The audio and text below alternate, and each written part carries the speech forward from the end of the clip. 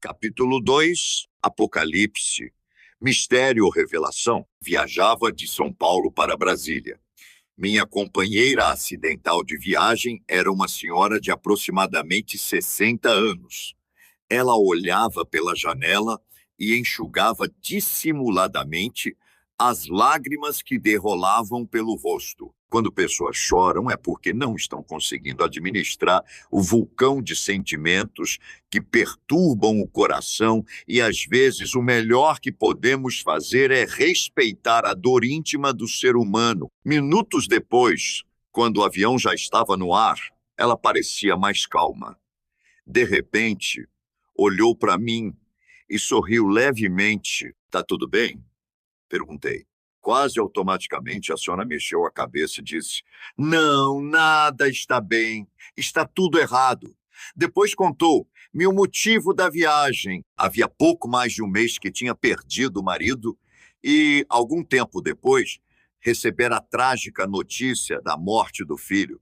"Nunca fiz mal a ninguém", disse chorando baixinho. "Vou à missa todos os domingos. Cumpro meus deveres de cristã. Ajudo gente necessitada. Por que então Deus permite tanta dor na minha vida?" Tentei confortá-la falando do amor de Jesus e li para ela um verso do Apocalipse. Seus olhos se iluminaram de repente. "Isso está no Apocalipse?"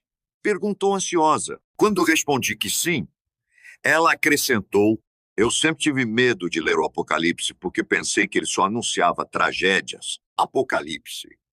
Revelação divina, se você perguntar para as pessoas, verá que a maioria delas, como aquela senhora, relaciona o Apocalipse com tragédias, destruir, são, pragas, fim do mundo e mistérios incompreensíveis. Mas o que diz o próprio livro? Qual é a frase inicial? Veja: "Revelação de Jesus Cristo que Deus lhe deu para mostrar ao seu ser vos as coisas que brevemente devem acontecer." O livro de Apocalipse é uma revelação. Não tem nada a ver com coisas ocultas e misteriosas. Através dele, Deus está querendo revelar algo muito importante para os seres humanos. Algo que brevemente deve acontecer. Algo de consequências eternas para os indivíduos, as famílias e as nações. Ninguém pode aproximar-se do próximo milênio sem saber o que traz o novo século, o que existe por trás do panorama sombrio. Criou Deus o ser humano e o abandonou ao seu triste destino. Continuará a morte trazendo dor e tirando-nos os seres mais queridos. O livro do Apocalipse é a resposta divina para o homem confuso e desorientado deste final de século. Mas como entendê-lo sem sermos vítimas do fanatismo simplório ou de complicações teológicas? Se o livro contém uma mensagem tão importante, teria Deus limitado sua interpretação a um pequeno grupo de privilegiados? Qual é a mensagem do Apocalipse para você hoje? O que Deus está querendo comunicar? Contexto histórico. Para entender esse livro, é preciso conhecer o contexto histórico. Quem o escreveu? Por quê? Como e para quem foi escrito primeiramente? Qual era o quadro político, social e cultural do mundo na época em que o livro foi escrito?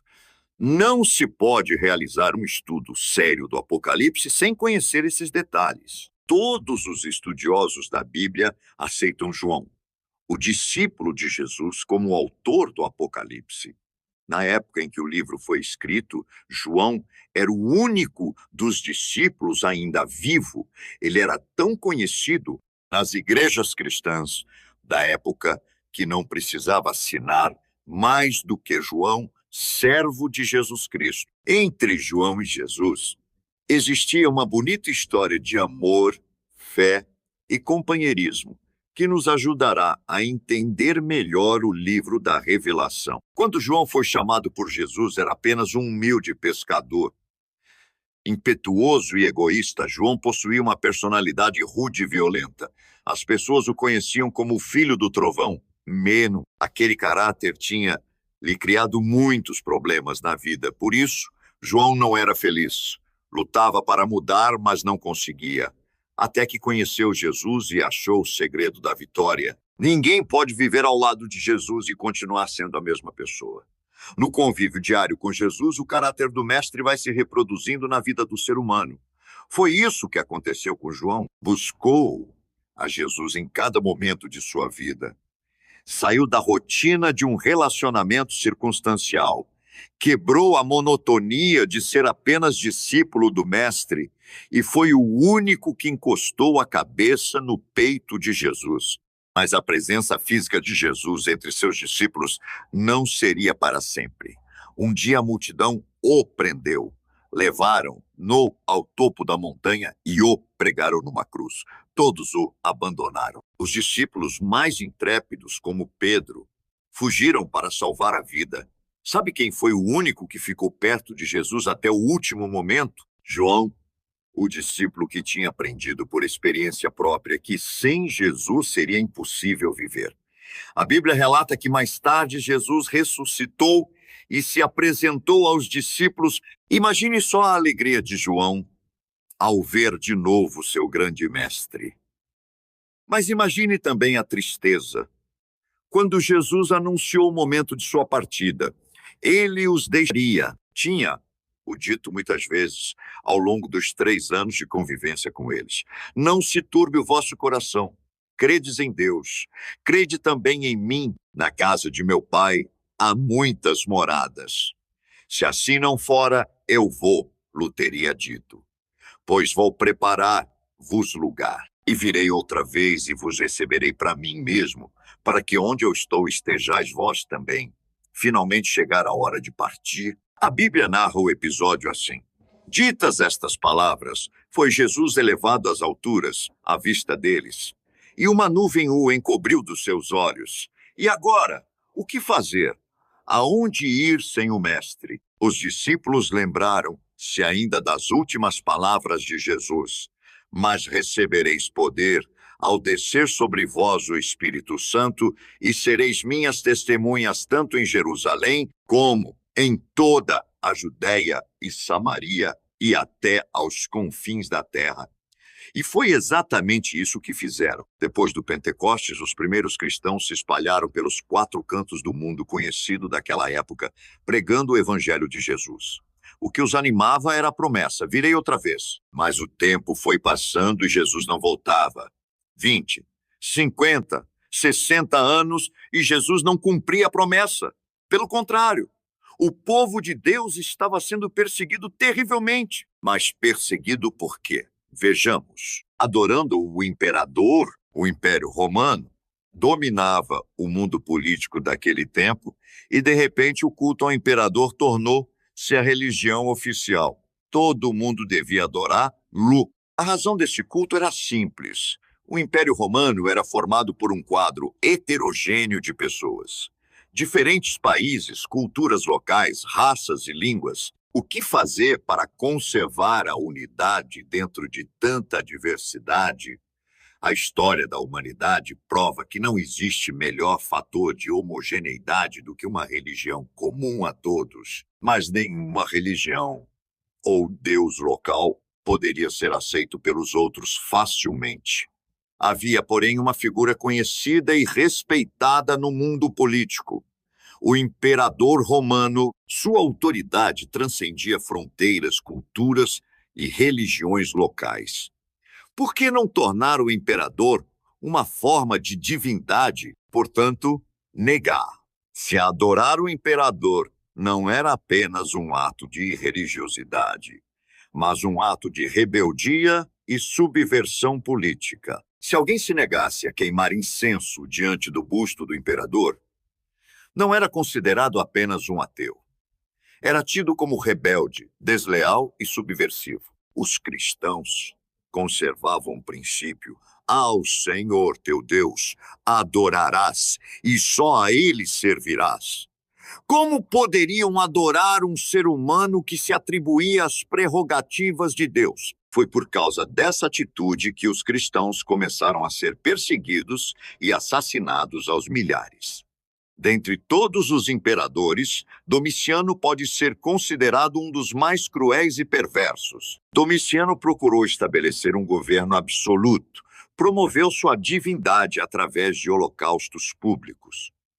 Os cristãos eram queimados como tochas vivas ou destroçados por feras famintas nos circos romanos. Exílio em Patmos. O próprio João foi levado a Roma para ser julgado por causa de sua fé. Ali, o antigo filho do trovão menos, transformado pela graça de Cristo no discípulo do amor menos, defendeu sua fé e deu testemunho de seu amor por Cristo. Seus argumentos foram contundentes e convincentes. O imperador Domiciano, cheio de ira, mandou que jogassem o discípulo num caldeirão de óleo fervente. Mas o Senhor Jesus preservou a vida de seu servo. Mais tarde, por decreto do próprio imperador, João foi enviado à ilha de Patmos, um território rochoso no arquipélago grego perto do litoral da atual Turquia. Para ali os criminosos eram enviados a fim de morrerem trabalhando como bestas.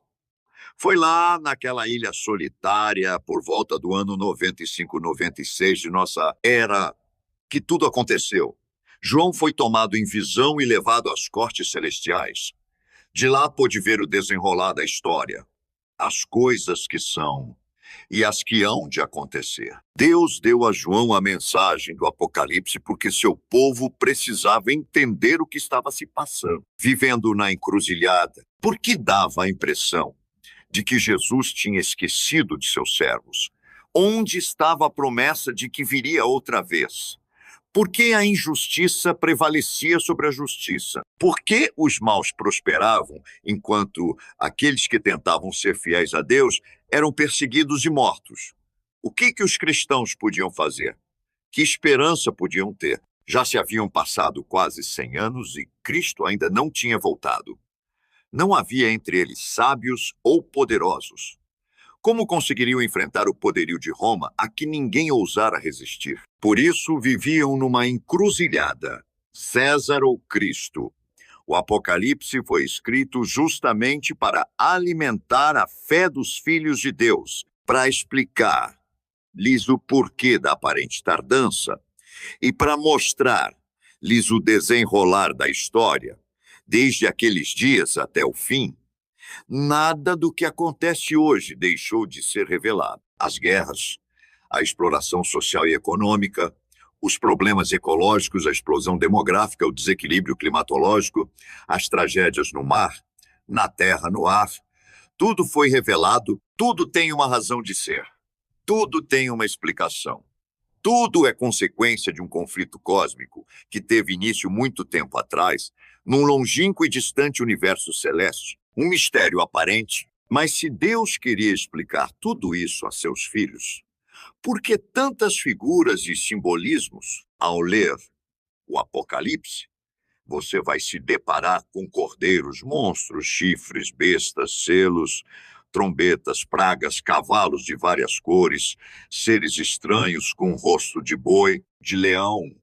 Enfim, são 3.000 símbolos e figuras. Mas, se Apocalipse é uma revelação importante para os seres humanos, se tem que ver com verdades eternas e também com a morte ou a vida do homem, por que tanto mistério aparente? Não podia Deus ter dado sua mensagem de uma maneira mais clara?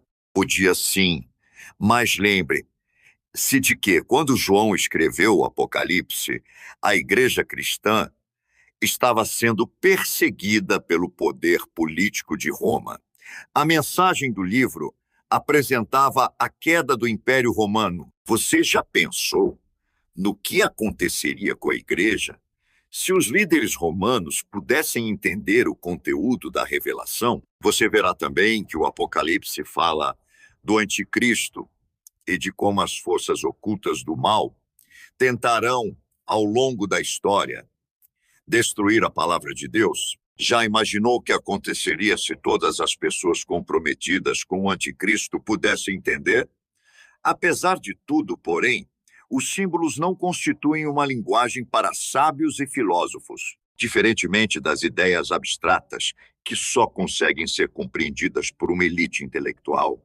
Os símbolos apocalípticos constituem uma linguagem acessível a todos, cultos ou iletrados, adultos ou crianças, ricos ou pobres. O conflito cósmico e você, o livro do Apocalipse, é a revelação urgente de algo extraordinário que você precisa saber antes de começar o terceiro milênio. É algo que envolve vida ou morte, salvação ou perdição. E esse algo é o fato de que existe um conflito cósmico pairando entre os seres humanos. E você não pode ficar alheio a ele. É uma luta de consequências eternas. É a batalha para conquistar a mente e o coração do ser humano. Este conflito envolve não somente os homens, mas também as forças da natureza. Só que, como todo conflito, ele está chegando à sua etapa final e é urgente que o ser humano conheça a verdade revelada para essa hora.